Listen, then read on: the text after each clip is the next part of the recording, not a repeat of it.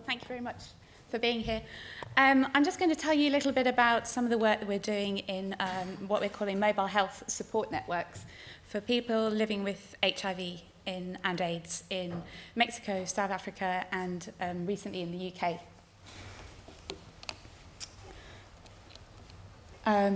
So how did this all come about, this model that we set up?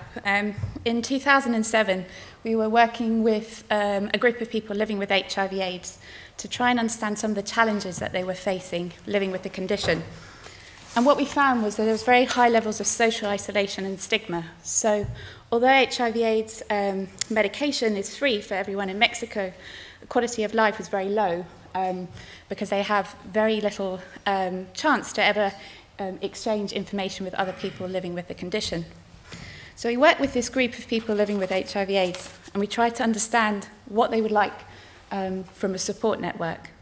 And what was clear was that the mobile phone was the right tool for this group. It was accessible for both those in rural and urban areas. The way the health system works in Mexico is it's very centralized. So there are people in very rural areas traveling 8 hours to the nearest health clinic, and being able to connect with someone via mobile phone was very beneficial. Mobile phone communication was immediate, enabling those to communicate when they most needed to. And it enabled a communication that was intimate. So they could talk about issues anonymously and where they wanted to. They could leave the house and talk on the bus station, wherever they felt comfortable to. So what did we do? We set up a pilot of 40 participants living in the state of Jalisco, Mexico.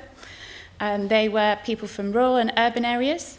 And we set up groups of 10 participants. And each participant, in each group, there was a mentor and a clinician. And the idea was to allow them to communicate about the issues affecting their lives.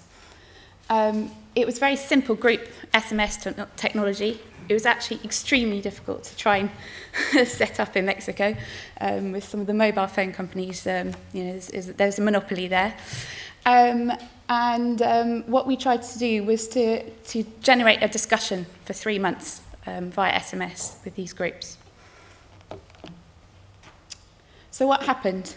250,000 text messages were sent in 3 months. That's a lot of text messages between 40 participants. Levels of anxiety and depression decreased significantly amongst the participants.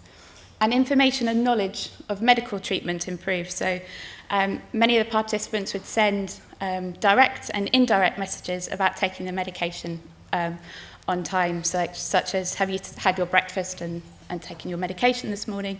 Or an indirect message like, it's important to live with your family. Well, that's really about making sure you take your medication as well. 2 participants admitted to start taking their medication again after taking part in the project. And there was increased access to information and services and issues related to human rights. You can see this in an example.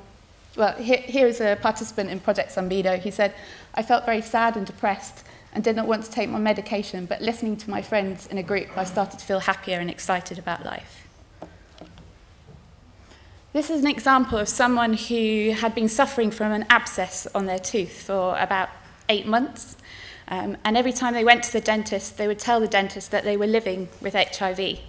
And the dentist would say, I don't want to attend you. So very quickly in a conversation over about 3 minutes, this participant had managed to find a dentist that would attend them in the city of Guadalajara, in this case. So it can be quite powerful. You can see how quickly an issue like that can be resolved. So we took this pilot to South Africa for a number of reasons. One is the mobile phone penetration is very high. There's a real need to provide support and guidance for pregnant women living with HIV/AIDS, especially in poor resource settings. And 29% of pregnant women in South Africa are living with the condition, so it's a big issue. And there's a very critical issue around how to provide support and counselling services for women who are just being diagnosed. here's some of the conversations that were discussed in the group. There are lots of misconceptions and myths and misinformation that very quickly a clinician in the group or a mentor in the group could respond to and help to reassure them or refer them to a clinic if necessary.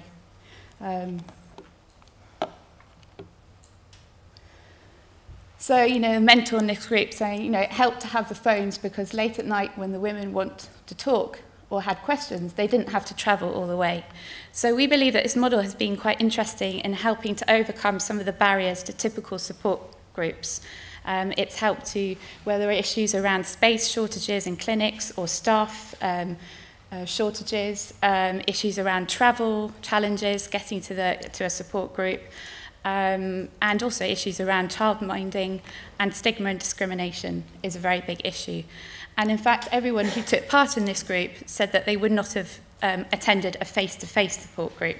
So I think that's quite an interesting finding and shows the levels of isolation that these people are living. And just finally, I just want to talk a bit about some of the challenges. I mean, these are both two very small pilots.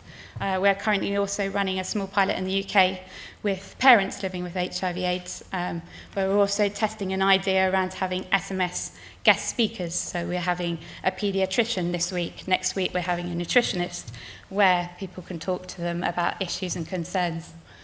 But how do you go about scaling up these pilots and making sure that they're cost effective? The next pilot project that we're taking up with Capano, so we're working with Yale School of Medicine because we really feel very strongly about evaluation, is to expand to 1,000 participants.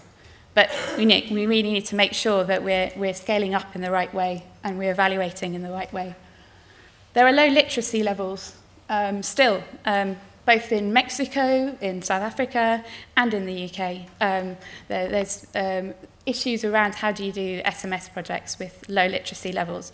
In the case of Project Zambito in Mexico, we had 2 people improve their literacy levels. One participant who had very, very basic literacy skills started to learn how to write. Cost of text messages. In Mexico, it's still very high, and that is definitely a challenge for these types of projects. And finally, there's a gender gap. Women are 23% less likely to own a mobile phone in the case of Africa. So I just wanted to flag up some of those things in thinking about how to expand these pilots. Thank you very much. Cool.